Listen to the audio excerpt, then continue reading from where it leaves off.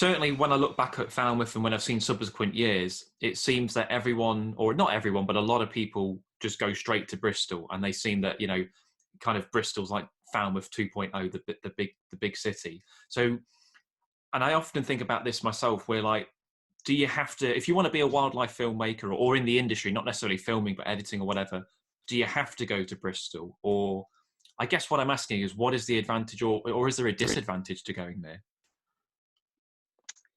It's a very interesting question, and one that I've thought about lots over the years, and thought so much about that I did end up moving from Dorset to Bristol in 2016. So I've been out of Falmouth for 4 years. I'd worked on various different projects. I'd never done a kind of a broad shoot. I'd never done anything like that at this point. And I thought, right, to get further, I need to move to Bristol. So I got a place, just a rental place in Bristol, right in the heart, about 500 meters max from the BBC, right next to all the independents. And I thought, this is going to be brilliant. So what it gives you is, it puts you in the right position to really quickly respond to meetings. If you email someone and they say, oh, can you meet at 9 o'clock, you can be there instantly.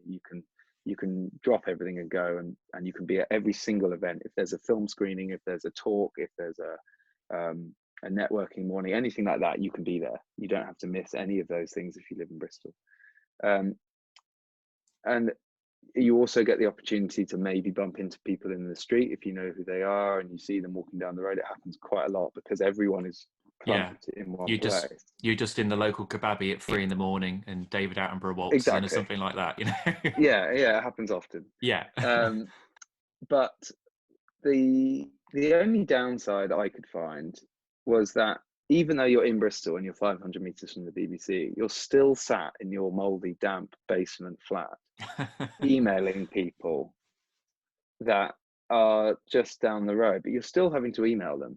You're still not face to face necessarily, and you can send that email from anywhere. You could be in Dorset, you could be anywhere, and you're still contacting people the same way. You're still putting yourself out there. You're still editing your show reel, doing your website, doing your social media, and you could be anywhere for that.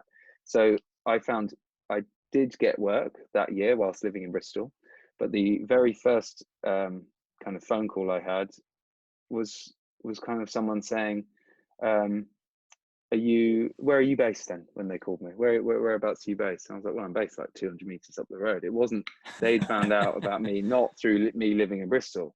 So even though I was there and I did get work, it wasn't directly because I lived in Bristol.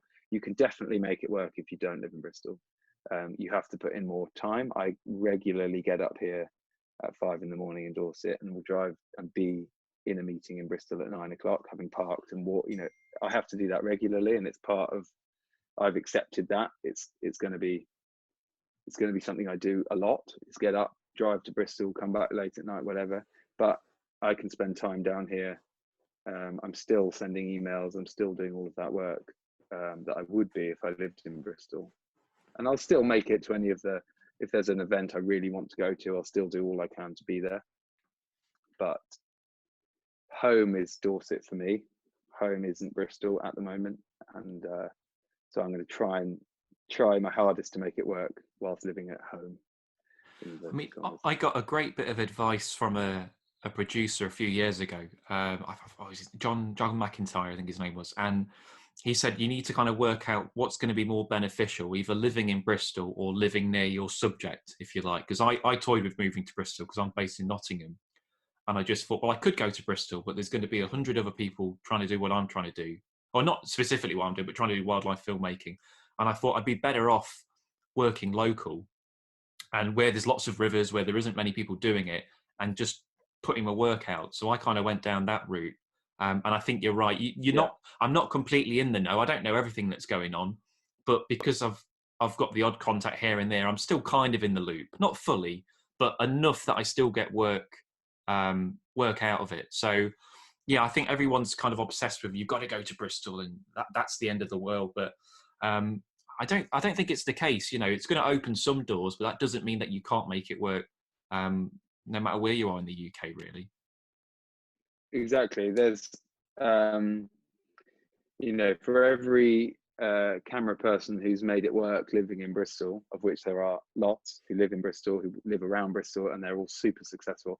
There is also a lot of people who don't live in Bristol. There's lots of people who live in Scotland, in the Highlands of Scotland. There's people who live all over the UK, and you make it work. And with technology nowadays, you're in the same room as someone, even if you're on the other side of the world. So you can make it work. It takes a different set of procedures, but it can be done. And if you're happier somewhere, it's not so much when you're on shoot, it doesn't make any difference. But when you're home from a shoot and you've been away for 2 months and you come back and you can be somewhere that you want to be in the UK for that 1 week that you've got at home, if that's important to you, then make it somewhere you want to live. It doesn't have to be Bristol just because people tell you have to live there. You can make it work if you don't live there, for sure. Yeah, I mean, I very nearly moved to Bristol. I think it was 2 years after we finished uni, because I got an interview with Icon to work on River Monsters, and I went in to do that, and I was really excited for it. But it was just as Emma, my fiance, was moving in with me, so I had to choose between basically leaving her and going to Bristol for River Monsters, or living with her in Notts. And stupidly, I chose my fiance, really. But thinking about it, I should have gone for River Monsters, really. but no, I don't regret it, really. But I do think sometimes, like, could have been doing that, but it worked out all right in the end. Exactly. Everything always does work out in some way or another.